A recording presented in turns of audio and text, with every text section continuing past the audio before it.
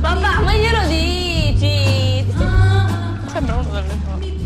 Ma è stasera la festa di Giulia. Sì. Sì. Mi piace tanto,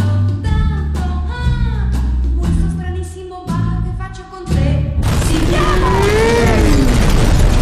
I carabinieri pensavano di trovare il fuggitivo Claudio Guerraldi. Sono vere?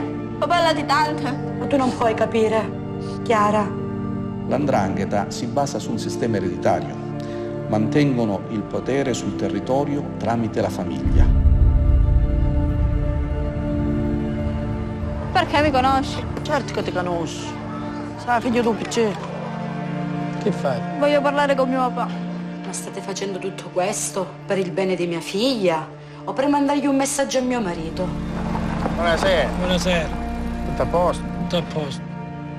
Che di chiamano mafia e noi chiamiamo sopravvivenza. Non so se ti ricordi